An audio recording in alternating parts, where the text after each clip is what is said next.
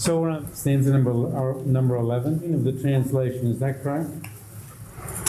And number 11 says what we've already seen.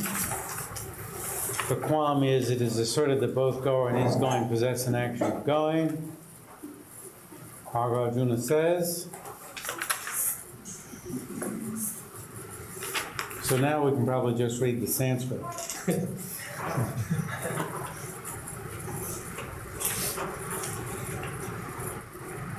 So, gamane dve prasadyete gandha yadyutta gacchati ganteti chochate yena gandha sanyatra gacchati.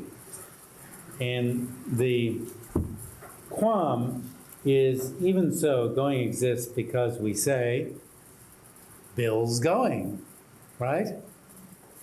Sounds deja vu, doesn't it? Haven't we done this before?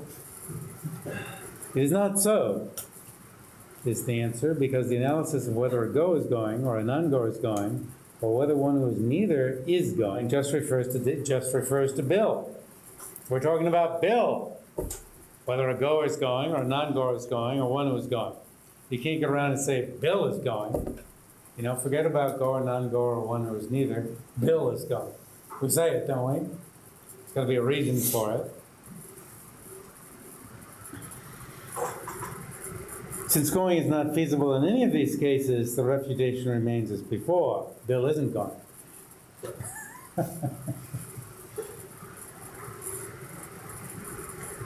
So then, going exists, comes back and says because its beginning exists. The Vedanta begins to go through abandoning standing still. And a cloak of non-existent turtle hairs and so forth are not begun.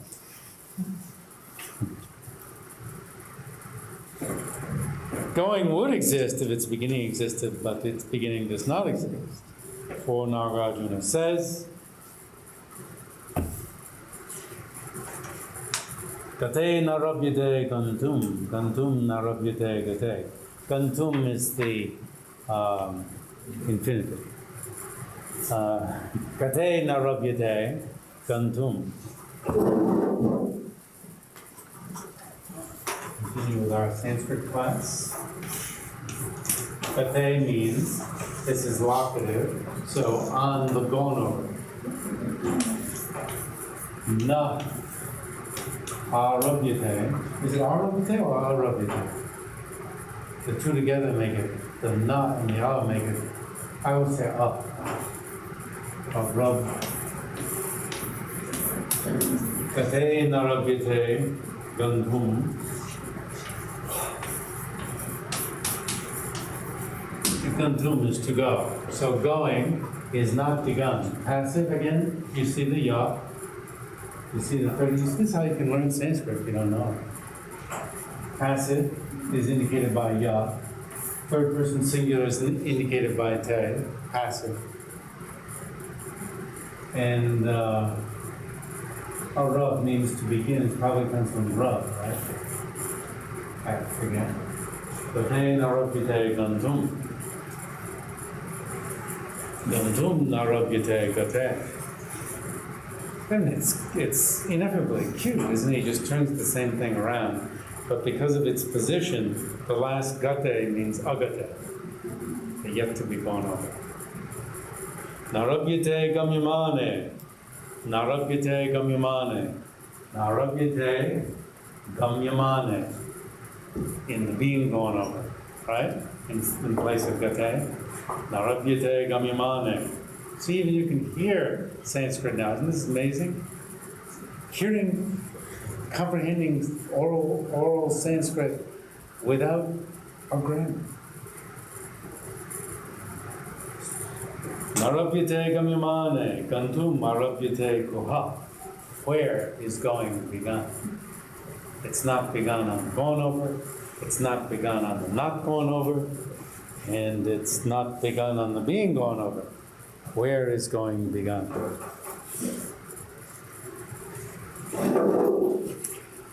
If a beginning of, where do you begin going? If this, let's show off my Today, if I'm moving along, right, and, you know, for the moment we can posit that the gamyamanam is what's under my foot. And that's the only way it gets to be called gamyamanam here is because I'm going on it, right? And if I'm going on it, then there's no sense to begin going again. I've already begun once.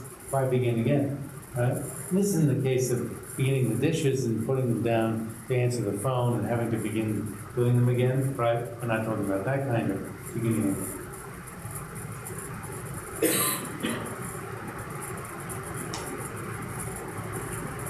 Now, to begin on the area already gone over, well, that's ridiculous. And if you haven't begun, there isn't any area already gone over. That's rather decisive. But even if you posited one, you wouldn't be beginning one. Most likely is the agate, right?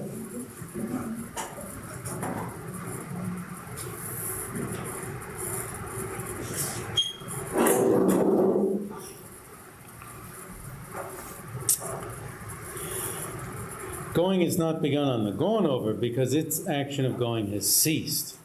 If a going were begun there, it would not be the gone over. Last paragraph. Going is also not begun on the not yet gone over because the future and present are mutually exclusive. Beginning is a huge problem.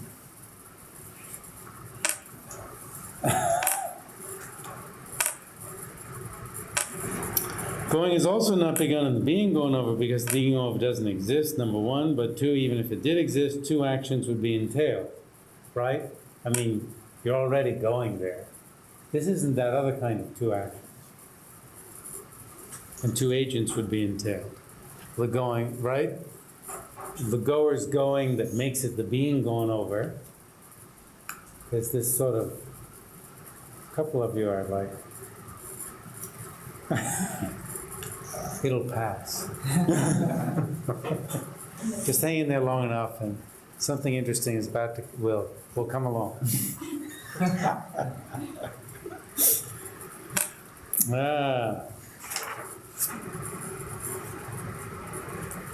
So number 13, before going is begun, there is no being gone over and no gone over where going would be begun. Another way of looking at it, which is how I was looking at it.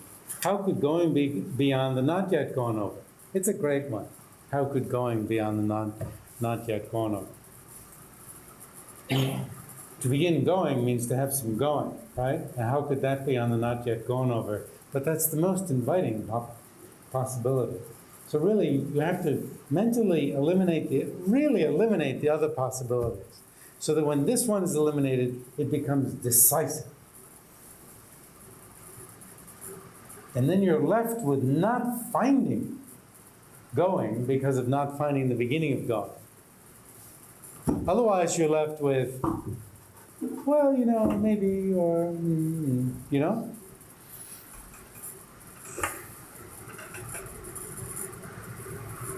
When Devadatta is standing still, he does not begin going. Does he begin going when he's not standing still? No. Well, prior to his beginning going, there is no form of the past being gone over or already gone over, or that being gone over or already gone over, where going would be begun. Okay, clear enough. Thus, because the gone over and the being gone over do not then exist, right? Going is not begun in either of them.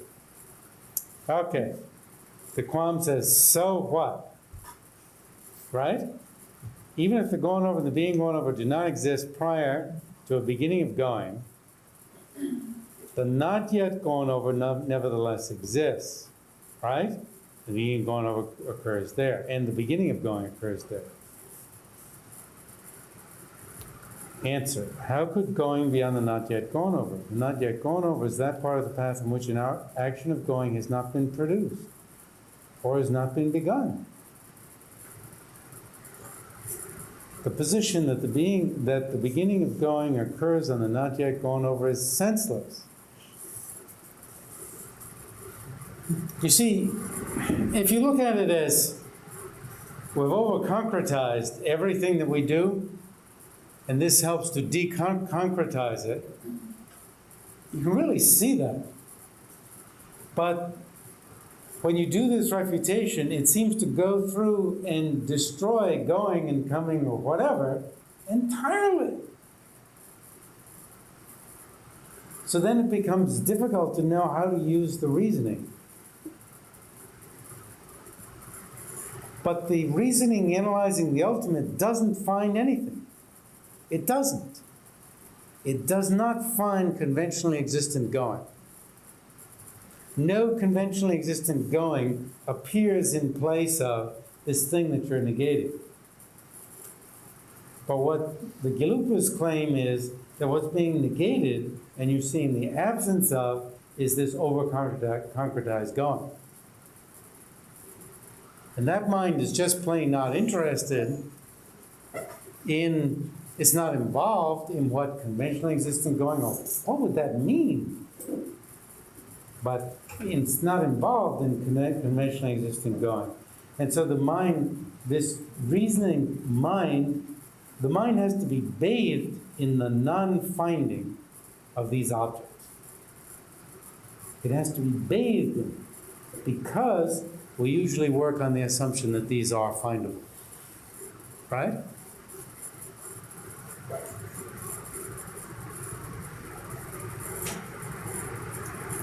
So one stays in that state, but somehow, I mean, you can quite clearly understand that when rising from this state, if you do perceive going, it would be a case of all of these being interrelated and interdependent, if you do see it. Well, the problem we're faced with was, how would you see anything at all, right? Reasoning seems to be totally nihilistic. And since this is the reasoning analyzing the ultimate, why not accept it? Why not stick with the reasoning analyzing the ultimate? Is the reasoning analyzing the ultimate preferable to the reasoning analyzing conventionalities or dealing with conventionalities? Wouldn't you prefer the reasoning analyzing the ultimate? Leaves you with nothing, though. But it yet leaves you with nothing if that was all you had. Thus it's said that the spheres are different. The sphere of the reasoning dealing with conventionality or minds dealing with conventionalities. But is that the sphere of stupidity?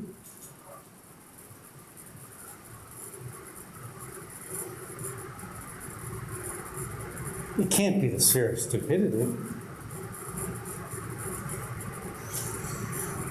So what's said is you're trying to see going and persons and so forth as like illusions. It's said all over the place, in that they appear to be concretely existent but aren't. It's not that you're trying to return to your ordinary mind, which is just sort of dumbly accepting all of these things as given, but within the context of having analyzed to experience phenomena.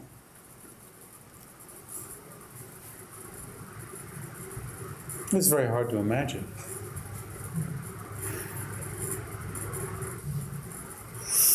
Is to realize emptiness, to realize that this table, for instance, is impermanent. It's very hard for us to realize subtle impermanence, but even harder to realize its emptiness. So realization of impermanence is not the same as realization of emptiness. Therefore, to conceive of something to be permanent isn't the meaning of conceiving of something to be concretely existent. But if things were so concretely existent, you could say they would be permanent. You follow? As an extension of their existing inherently, they would have to exist permanently. But that doesn't mean that when we conceive of something to exist inherently, we conceive it to be permanent. It's a good point.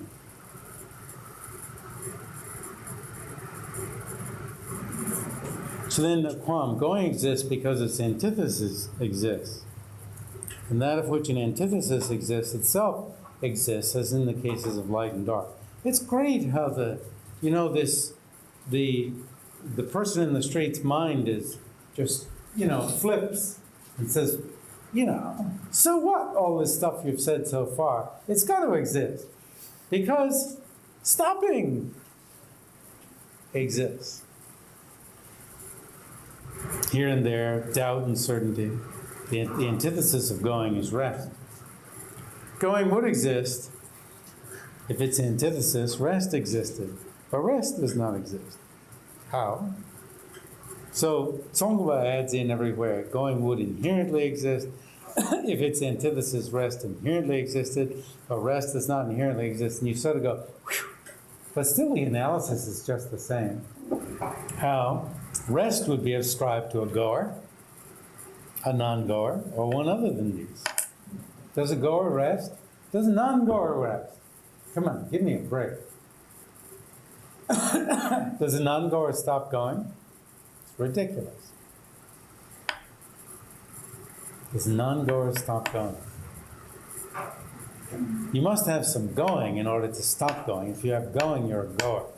So most likely it's a goer that rests. But then he's not a goer anymore. Right. He rests. Right. So how about one that's other than a goer? Yeah, that's what it says. That's what it says. It says, Gandhana tishtati. Tishtati is, I believe, cognate with the English word stand. Gandhana tishtati tava. Agandhana eva tishtati. Anyo gantura gantuscha. Kastratio tatishtati. What third, other than a goer or non-goer, rests?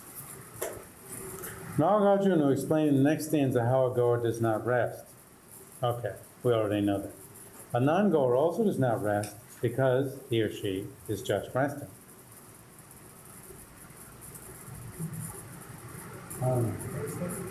A non-goer doesn't stop going because a non-goer is just resting. It's hard to get one word. But what use would another resting be to him, her?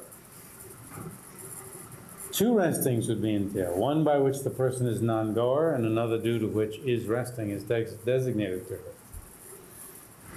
So you can see all enthusiasm for virtue, sort of falls away. My God, this is the ultimate reasoning. This is what they're aiming to understand. They're engaging in acts of tireless acts of virtue, of gaining merit in order to be able to understand this. Why not shortcut? You can understand why some people would say, oh, this stuff about virtue is just for beginners. But when you really get down to it, all you need is wisdom. You can see how there would be a non-compatibility between this wisdom and the practice of virtue or non-virtue. Whereas Tsongkhapa is claiming this wisdom is supremely compatible. And we had those sayings from Candrakīrti early in the course about the necessity for the practice of virtue and, this combination of realization of emptiness and virtue. So, also there's nothing that is other than a goer and non-goer. So the quam again, a non-goer doesn't rest. One who is neither goer nor non-goer rests. However, a goer rests, right? Stops, rests, comes to a standstill. Not so. Just how would a goer's resting be feasible when a goer without going is not feasible? How could a goer rest? Because then the goer wouldn't have any going. So you can anticipate it, right?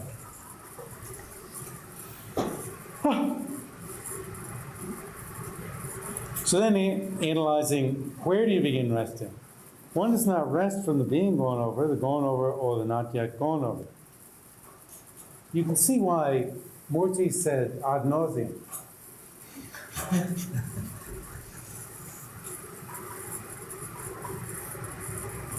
And this is supposed to be something that bodhisattvas are particularly turned on to. Oh, another reasoning. Oh, rest from the being gone over. right? You know, it's like, give me some time, give me a couple days. I could maybe open up to this stanza.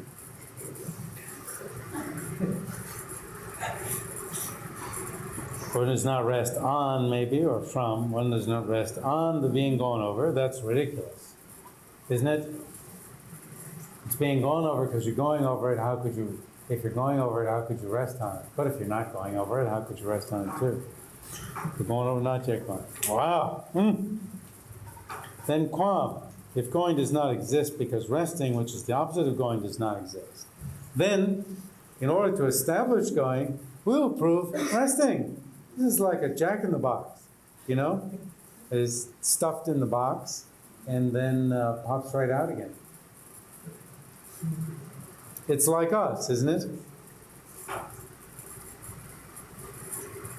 Although we don't even bother to prove that going exists by moving to another proof, like a resting exists. We just, you know, you sort of wipe it clean and then go on in your usual life. How does that work? It's sort of like the topic was here and suddenly it's here. And that's just like it was before.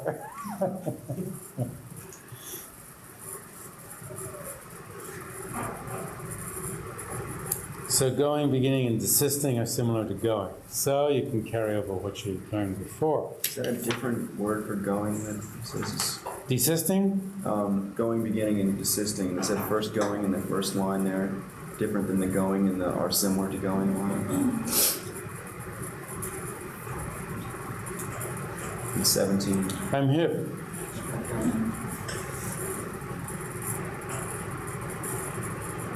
Oh no. In the first line, it's the going that is stated in order to prove resting. You see his own commentary. The going that is stated in order to prove resting is similar to going that we've been analyzing all along. Oh, okay. Yeah, good question. And probably the beginning of resting is similar to the beginning of going. And desisting, resting, is similar to desisting from going. So just extend all this to... Yes. And it's all very nice, and you've all realized it thoroughly, so we won't pause and spend too much time on it.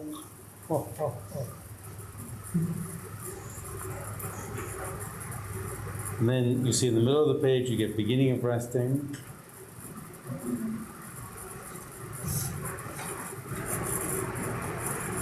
Pray the rest does not go, blah, blah, blah. Let it be so.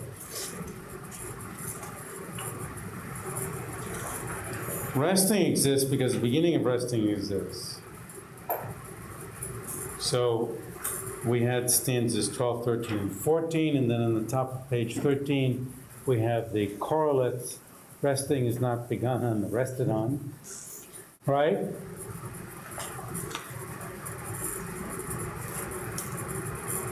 Coming to a standstill is not begun on the area already come to a standstill on.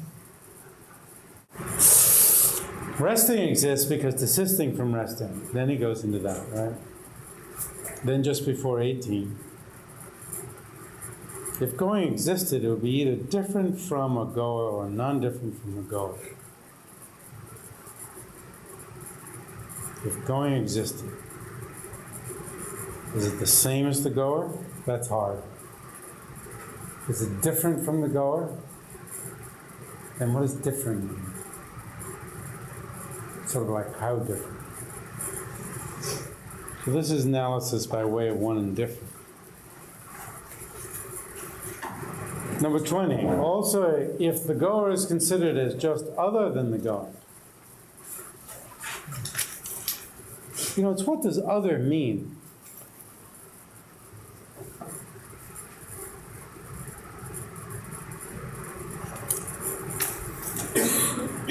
You know, what I think is very helpful is in Tibetan they say, tsugu tusa. Tsugu tusa. So tsugu is finger, tusa means what it's pointing at. Where is my book? Right? Pointing at the book.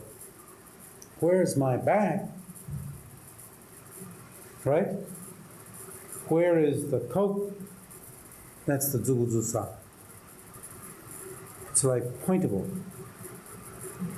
And so, we're always talking about inherent existence and so forth.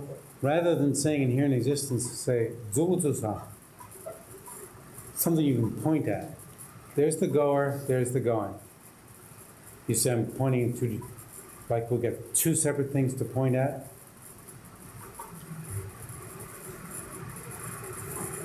And even if the going exists sort of inside the goer,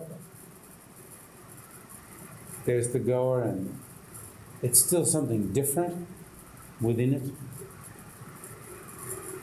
Whereas conceptually, we may work up something where you'd have, as it said in Tibetan, one entity in different conceptual isolates, whatever that means, within the one entity.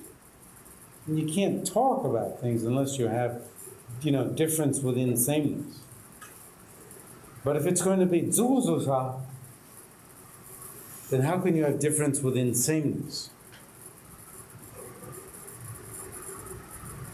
And to get a hold of this thing that's being refuted, I think it's very helpful to keep in mind dzūgū-dzūsā. So you see, under this sort of scenario, what's other is like totally other. Because it's got its own thing to point at. And it's not saying that that when we think about goer and going, we think, oh yes, they're totally other. Because then, it would occur to us, then you'd have a going that's not done by a goer, or you'd have a goer that doesn't have any going.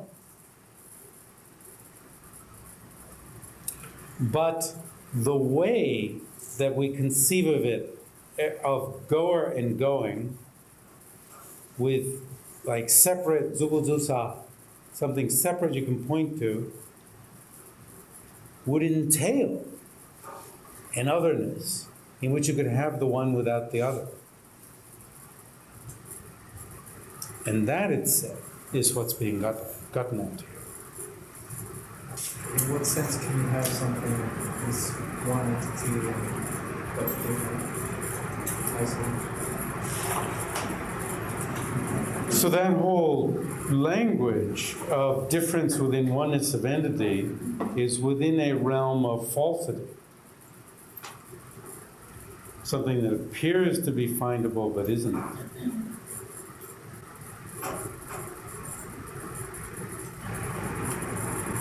There's a hinge here.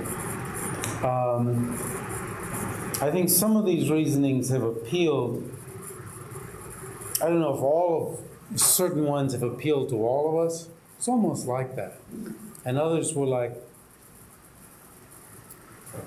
and here, with otherness and sameness of goer and going, it can be hard to get a hold of, because it seems as, with Robinson's shell game, as if you're not given enough alternatives.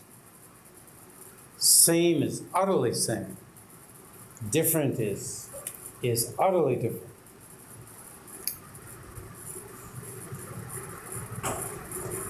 Goer and goer, it's very good that in fact, if I am a goer inherently, then it would be a consequence of that would be I couldn't be anything else ever.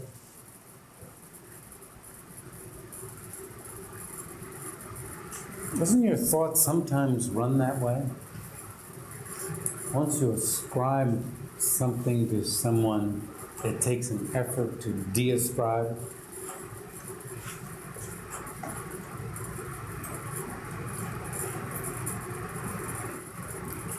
And once you say that something's different, then the other person reduces it to utter difference.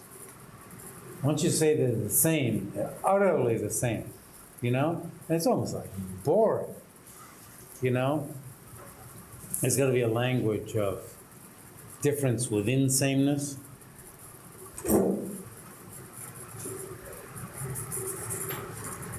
Take product.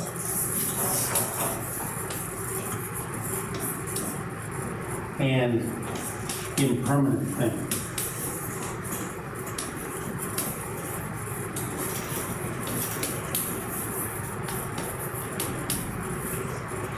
Whatever is the one is the other.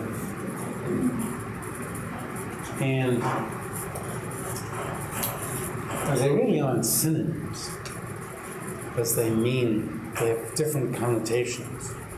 And product can serve as a sign that something's impermanent, which means you can realize earlier that it's a product and that it's impermanent.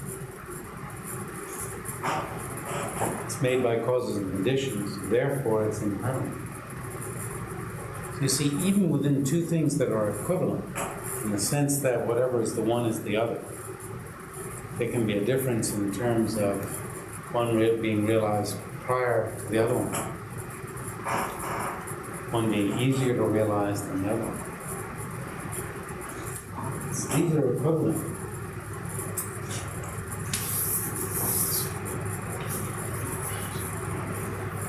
We're talking about sameness of entity, one entity.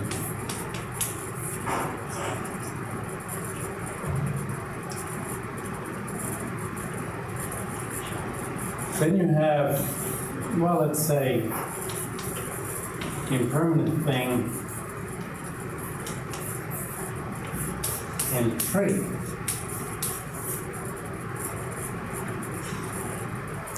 All trees are impermanent things, but all impermanent things aren't trees. Doesn't work back and forth. They aren't equivalent. This is another category within the sameness of entities, whatever that means. Even with my hand, I'm going like this. Sort of like spreading impermanent thing throughout the tree.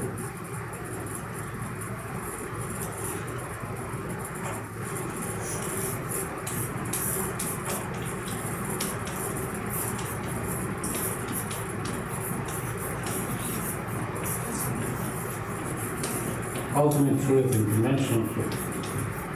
This chair or my foot, for instance, is a conventional truth. Its ultimate truth is its unfindability, its emptiness. You can see why there would be one entity. But here, the one is not the other. Conventional truths are not ultimate truths are not conventional truths. These are mutually exclusive. So within the category of oneness of entity, you get some real variety and ways of talking about things being the same in the sense of partaking in the same entity, whatever entity means, okay? There's another category of one, things that are one. And some people say, this just means tree and tree. The meaning is the same, and even the term expressing it is the same.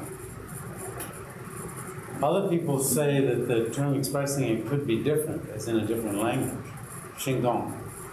But most of the people say just tree and tree are one.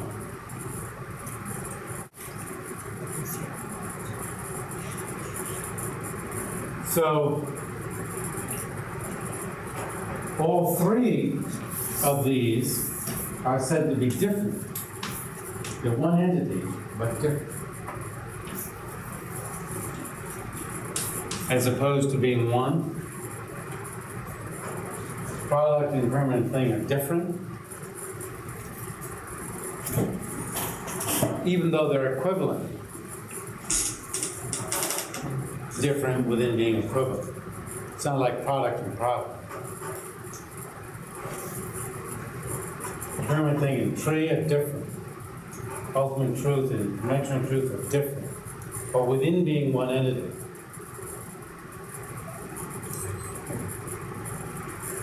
So then what are different entities?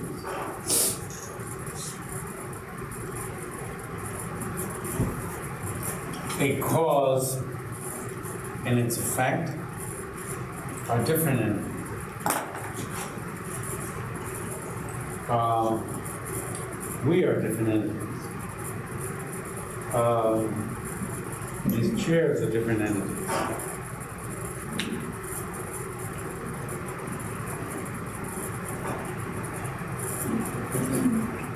Famous examples are Maitreya and Upagupta, for two contemporaries.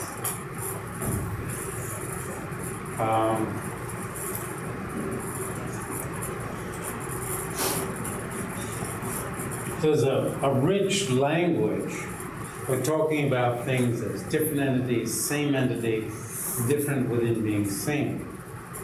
Now it's as if Nāgārjuna is dumb,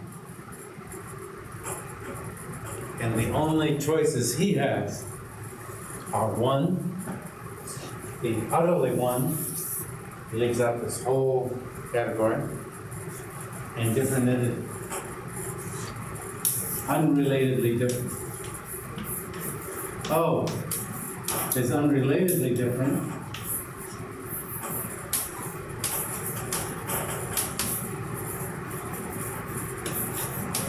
Different entity, and relatedly different, which is like cause and effect.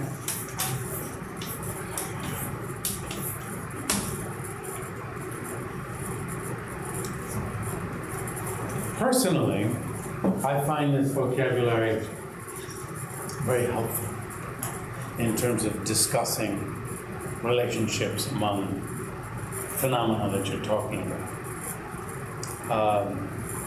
And getting around rather quickly whether you're just saying, completely different or completely the same, and being reduced to one or the other of these positions, I find this very helpful. But Nāgārjuna is skipping over almost all of it.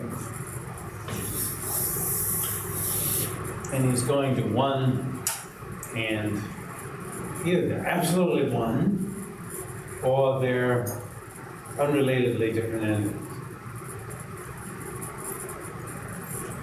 Like the going, and the goer that the goer, and the going that the goer goes. He's making them like, so then the goer has to have a going that makes the goer, makes the person a goer. And then there's the going that person goes, which is not the going that makes the person a goer. It's like everything gets split, and that's what makes it look like shocking. But I think when you zero in on the way the mind works, with this rtsa, it's this kind of findable, point-outable, You think, what is your car? Where's your car? My car is over there. This thing that I'm pointing to.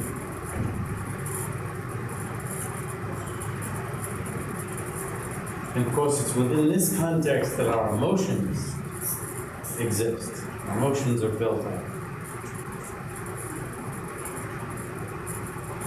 And such findable, point-outable goer going, and even my fingers, you can't do anything else. I mean, I'm just doing this spontaneously, goer going. We're going to say, goer going, goer going, goer going. It's still different. This one's sort of stationary, the goer is stationary, and then there's the goer.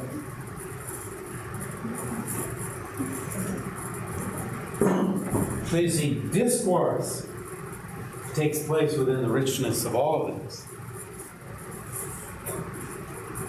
If you're going to describe, goer and going are going to be one entity, right?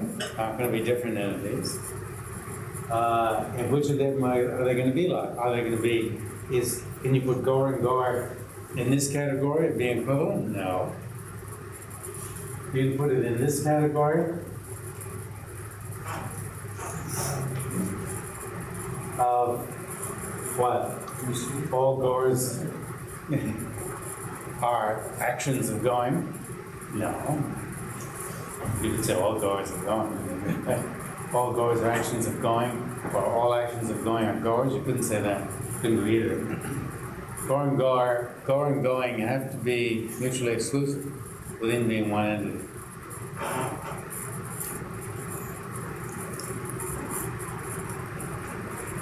So is there Sanskrit for mūla-madhyamaka-karikā? You say Nāgārjuna doesn't seem to... Oh! It's as if he's, some people look at it and say, wow, this guy's really stupid. It's either this or this. As my mother said, you're too literal to me. But it's only somebody perhaps that is this literal who could bear this reasoning.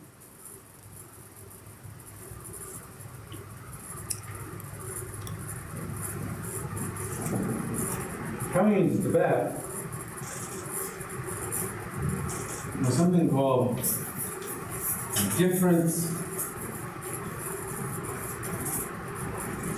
that negates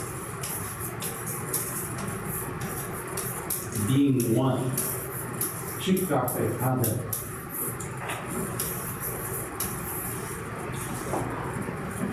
And gradually, this became mūla-madhyamaka-karikā, one entity, but different conceptual isolates.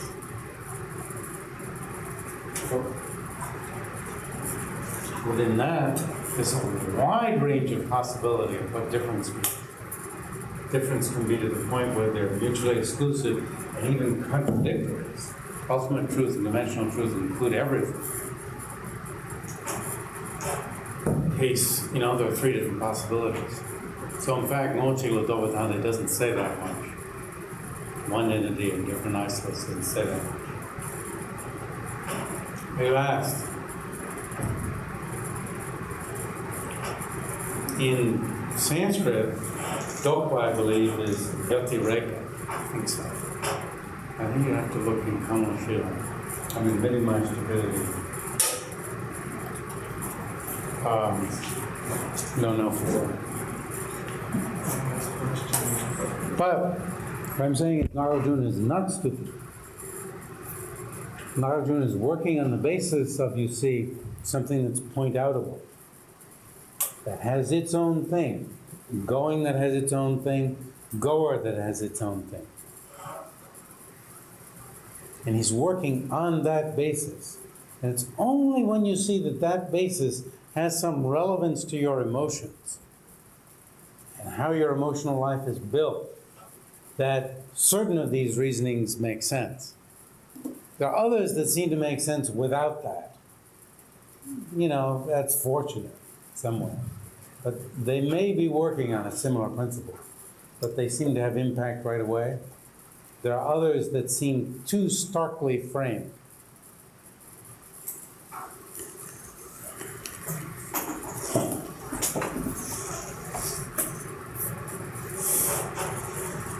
Then, 22.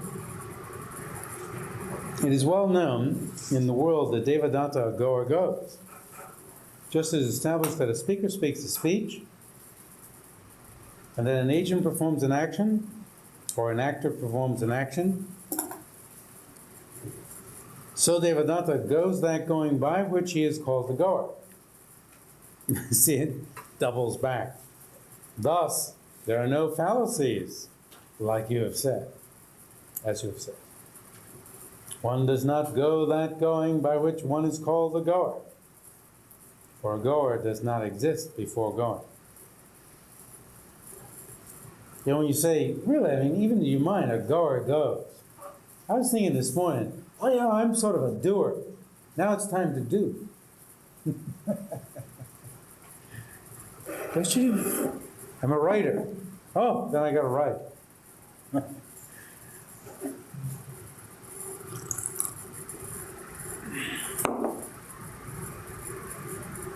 Carl Jung said, it's very important when you take on any profession or position to realize that you are just filling this role. It's just a role. Sort of as if this doesn't become your being. When it becomes your being, like professor, it's like, what do you do when you retire? You still somehow claim you're a professor? that there's a corruption of the soul that takes place when these roles are assumed too deeply. The most amusing thing that's the way Ronald Reagan saw the presidency. He's very conscious about it. You could say it was because he was an actor. But you see, once you get to be president, even if you're an actor, then you tend to feel, I'm just president. He said, I just felt as if I was fulfilling a role. And, you know, as much as sometimes I don't like to say it, there was some wisdom. Even to old Ronald Reagan. Oh. As, you know, it can't be fair. I have to be fair. Once I bring up Carl Jung's wisdom, I have to admit that somebody else that I might want to call a jerk who said the same thing. What is not goer going other than that by which one is called the goer? Because we're on 23. Because two goings are not feasible in one who is gone. Oh. Then there's summation. Then the sutra at the bottom of the page. Therefore, he says, 25 CD, goer, going, goer, in place of going do not exist. In the face of such analysis, they don't exist. There's no need even to say they don't inherently exist in Songha's system. In the face of such analysis, they don't exist. Does that mean they don't exist? Songha asks. Does not being found by ultimate analysis mean that they're found to be non-existent?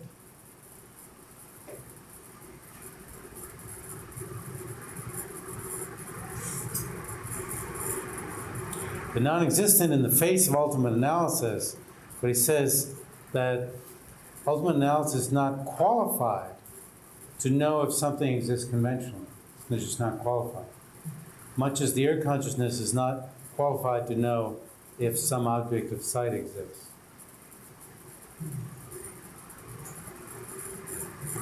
There's a lot to be thought of on that. It's somewhat strange if it's ultimate analysis. Yeah. Yes, it should be the best. Yeah.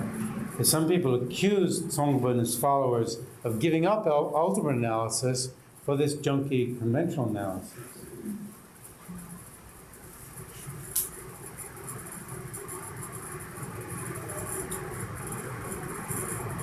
And within Mūla-madhyamaka-karikā, for example, product and impermanent thing, aren't those conventional entities? Yes, this is all within the conventionally existing. Of course, any of them.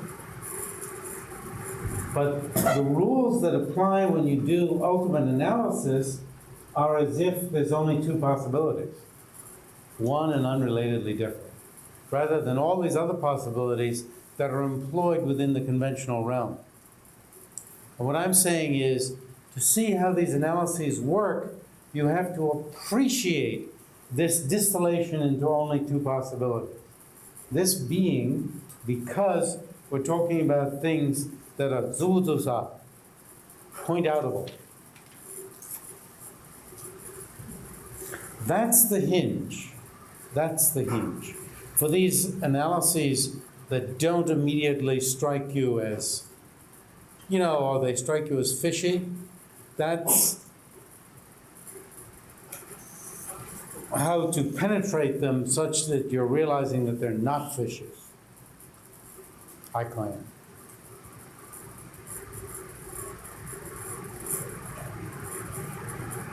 Otherwise, you see it's a matter of, oh yeah, not same, not different, not both, you know, and you just go on.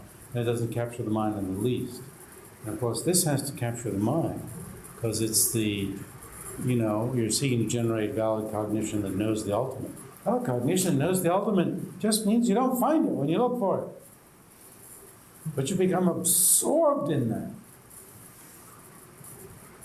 And there's an implication with regard to yourself, and with an implication with regard to the mind that's realizing this, such that it turns into a spectacular cognition.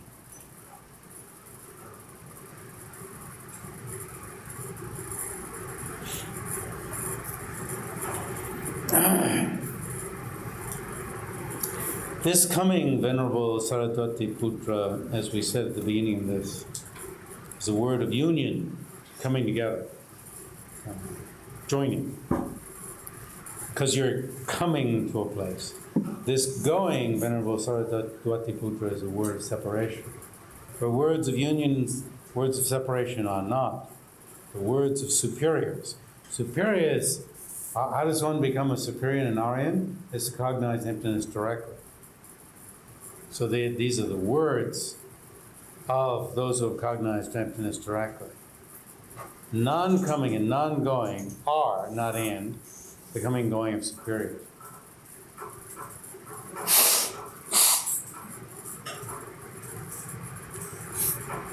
And he goes on.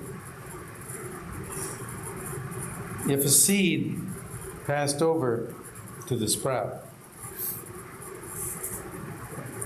would be just a seed and not a sprout, right? And the fault of permanence would follow.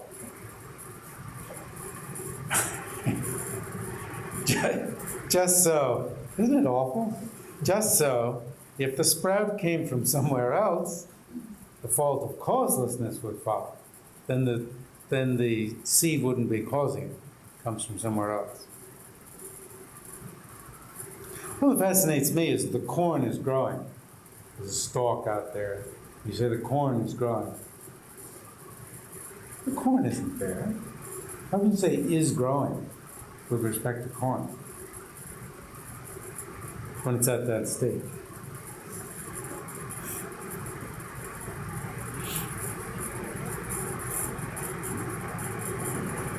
But that which is causeless is not produced. Just as the horn of a donkey, we got another one, is not produced.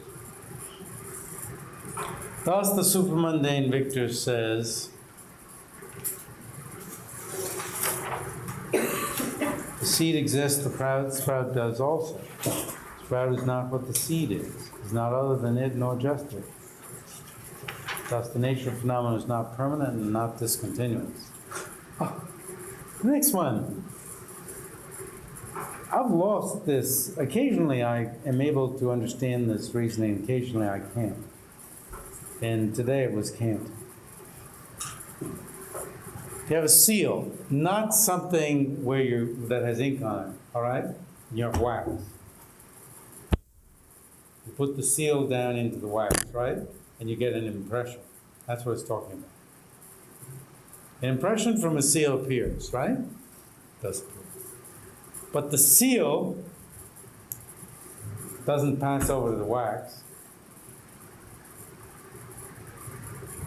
That's the base of impression. The seal is not seen to pass over to the wax.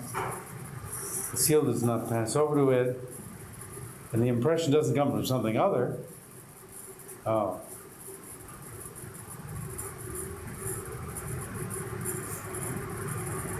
Thus, products are not discontinuous or permanent.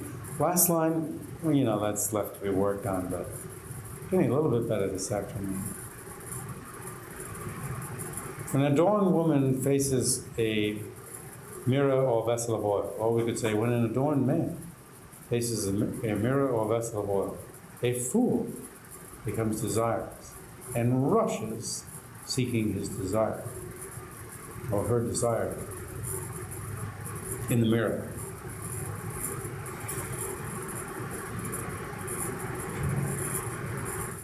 The face is not passed over to the mirror, right? Aren't mirrors fascinating? In an image, a face is never found, right? Just as the obscured, this means fools conceive lust for a face in a mirror. No, all phenomena is the same.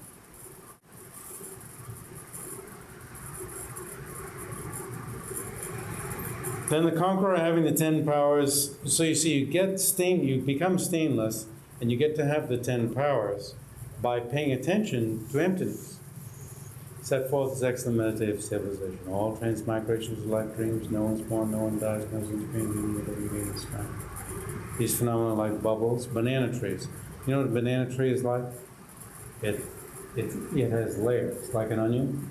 So it looks very solid, as if there's a core there, but you go looking for the core and there's no core. Plantain tree. But just illusions, right? Lightning in the sky. That's brief, but almost seems to be a different class of example. Bubbles look as if they're substantial but aren't. Oh, lightning looks substantial, but it goes away. Grab it. It's not salvage. Very few people have tried to grab lightning. Moon's in the water. Have you ever seen moon in water and thought it was in the sky? You know, you come upon a lake at night and you don't realize it's lake, but you think it's, you know, this part is the horizon. That's moon and water is like that. In illusions. In this world, no one dies and goes passing over to another life. Ultimately speaking, or in the face of such ultimate analysis, deeds done are not wasted. He's saying, but still there's karma. The karmas that are done aren't, you know, they don't just disappear.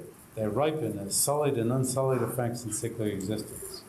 There is no permanence, no annihilation, no massing of deeds, no ultimate, also no abiding. Once done, non-feeling of an effect does not occur. See, it goes both sides, it flips. Once done, you're going to feel an effect sometime or another. Others' deeds are not borne by yourself. It's a very common theme. Deeds done are not wasted.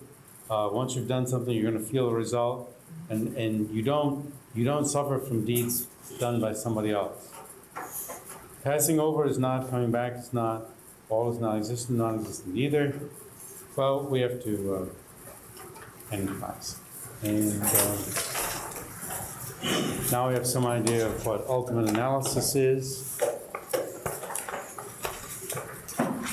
what emptiness is. We talk about two truths, ultimate truth, conventional truth. This is what ultimate truth is.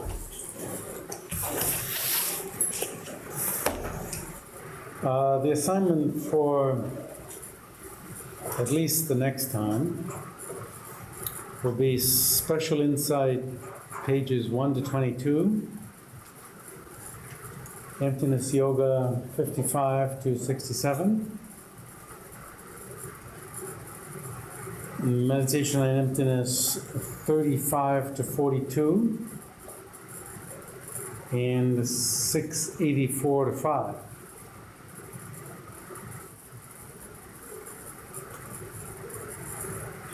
And then for September the 27th, Illumination 175 to 183. And then Betsy Knapper's book, Emptiness, Independent Arising, 168 to 215. And 284 to 400. That's a lot. Now, in all three texts. Got all that? In all three texts, Emptiness Yoga, Meditation on Emptiness, and Betsy Knapper's book, there's two repetitive sections. In that there's an early section, I'm trying to say something that covers all three. Well, let's see, let's do it one by one. Betsy Knapper has an introduction, then she has a translation of Tsongkhapa's text, and then she has a translation of a set of 4 commentaries on Tsongkhapa's text. Therefore, that's why there are 2 assignments in hers. The first is 168 to 215, and then the next is 284 to 400. It's the corresponding sections in this translation of Tsongkhapa's text and then in the longer text. In Emptiness Yoga, first there's the commentary by me, which is 7 pages. No. Which is 12 pages, right? 55 to 67. Oh, but then there wasn't any corresponding thing in the translation, I guess. Meditation on Emptiness is the same sort of thing. But there, in both of my books, the long part is first and the short part is second. In her book, the short part is first, long part is second. And they're the corresponding sections of all of these books. So it should get to the point where you feel, I've read this before. If it doesn't, you know you need a few more books, or start back at the beginning again, right? In Illumination, it's again the same